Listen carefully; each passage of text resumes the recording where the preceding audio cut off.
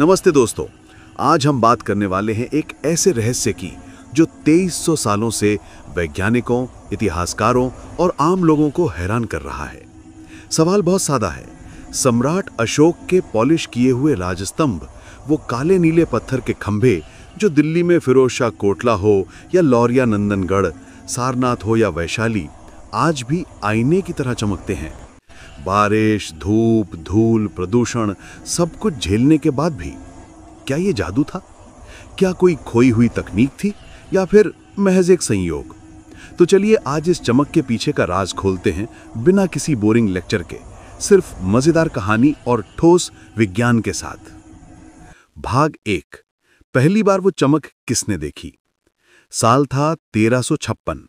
दिल्ली के सुल्तान फिरोज शाह तुगलक को खबर मिली कि मेरठ के पास टोपीबंद नाम की जगह पर एक सोने जैसा चमकता हुआ विशाल पत्थर का खंभा जमीन में गड़ा पड़ा है।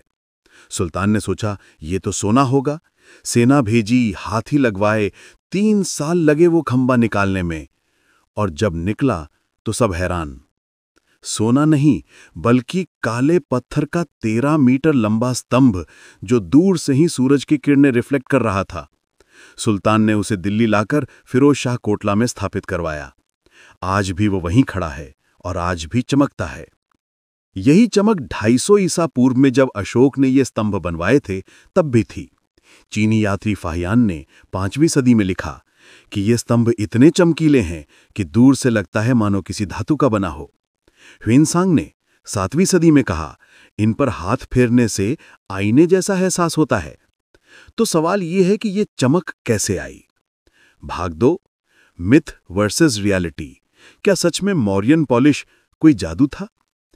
इंटरनेट पर सबसे ज्यादा चलने वाली थ्योरी यह है कि यह मौर्यन पॉलिश एक रहस्यमयी तकनीक थी जो बाद में खो गई। कुछ लोग कहते हैं कि इसमें जड़ी बूटियों का रस था, कुछ कहते हैं शहद और गुड़ मिलाकर कोई लेप था, तो कुछ लोग तो ये भी कहते हैं कि अशोक के कारीगरों को एलियन टेक्नोलॉजी मिल गई थी। लेकिन चलो साइंस की बात करते हैं। वैज्ञानिकों ने इन स्तंभों के सैंपल लिए हैं। सबसे मशहूर रिसर्च 1990 के दशक में हुई थी। भारतीय पुरातत्व विभाग यानी ASI और IIT कानपुर ने मिलकर दिल्ली के अशोक स्तंभ का माइक्रोस्कोपिक एनालिसिस किया। फिर 2007 में जापानी यूनिवर्सिटी ऑफ टोक्यो और ASI ने फिर से स्टडी की। रिजल्ट चौंकाने वाला था। इतना पॉलिश किसी जड़ी बूटी या शहद से नहीं होता। यह पत्थर छिपरघाट यानी उत्तर प्रदेश और चरकरी यानी मध्य प्रदेश की खदानों से लाया गया सैंडस्टोन है। इसमें 95 से 98% सिलिका यानी क्वार्ट्ज की मात्रा बहुत ज्यादा है। अब यह सिलिका जब बहुत बारीक क्रिस्टल के रूप में होती है तो प्राकृतिक रूप से चमकती है, लेकिन अशोक के स्तंभों में चमक उससे कहीं ज्यादा है। तो राज क्या है? बहुत पतला, बहुत समान कोटिंग है, सिर्फ 50 से 200 माइक्रोन मोटी, यानी इंसानी बाल से भी पतली।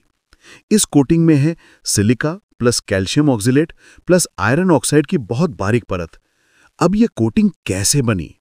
2 सबसे मजबूत थियरीज हैं। थियरी 1, पुरानी लेकिन अब कमजोर। कारीगरों ने किसी वेजिटेबल जूस या हर्बल लेप का इस्तेमाल किया होगा जिसमें ऑक्जेलिक एसिड था, जिसने कैल्शियम ऑक्सिलेट की परत बना दी होगी। लेकिन प्रॉब्लम यह है कि आज तक ऐसा कोई प्राचीन रेसिपी नहीं मिला और लैब में ट्राई करने पर इतनी यूनिफॉर्म और पतली कोटिंग नहीं बन पाती। थियरी 2, जो आज सबसे ज्यादा स्वीकार की जाती है, ये कोटिंग जानबूझकर नहीं बल्कि फायर पॉलिशिंग और लंबे समय तक घिसाई से बनी। कैसे?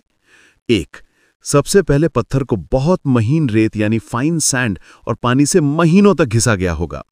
फिर उसे बहुत हल्की आंच पर गर्म किया गया होगा, इतना कि सिर्फ सरफेस ग्लास जैसी हो जाए, यानी विट्रिफिकेशन। अब इस पर प्राकृतिक रूप से ऑक्सिलेट और सिलिका की नैनो लेयर जमती गई, क्योंकि उस समय के वातावरण में फंगस और लाइकेन बहुत थे जो ऑक्जेलिक एसिड छोड़ते थे। यानी ये चमक एक तरह से बायो मिनरल कोटिंग है जो प्रकृति और इंसान के साथ मिलकर बनी। भाग 5, 2300 साल बाद भी चमक क्यों बाकी है? यह सबसे कमाल की बात है। आज की पॉलिश जैसे कार पे होती है, 4-5 साल में उड़ जाती है, लेकिन क्योंकि ये कोटिंग इतनी पतली और इतनी हार्ड है कि वो ऑक्सीडाइज नहीं होती। दिल्ली का स्तंभ आज भी 80 से 90% अपनी मूल चमक बरकरार रखे हुए है, जबकि वो 700 साल जमीन में गड़ा रहा और 700 साल प्रदूषित दिल्ली की हवा में खड़ा है। एक और मजेदार फैक्ट, 20वीं शताब्दी की शुरुआत में ब्रिटिशर्स ने इसे इंडियन रसलेस आयरन समझ लिया था क्योंकि चमक मेटल जैसी लगती है, लेकिन बाद में पता चला ये तो पत्थर है। Pause, dramatic music. अंतिम विचार।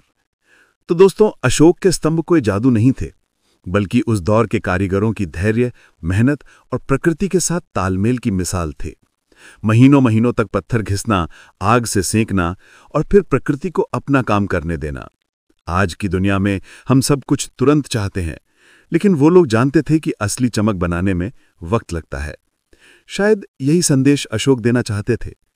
धम्म की तरह सच्ची चमक भी समय के साथ और गहरी होती है।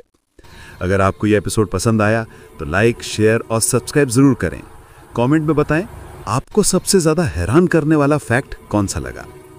तब तक चमकते रहिए। जय हिंद।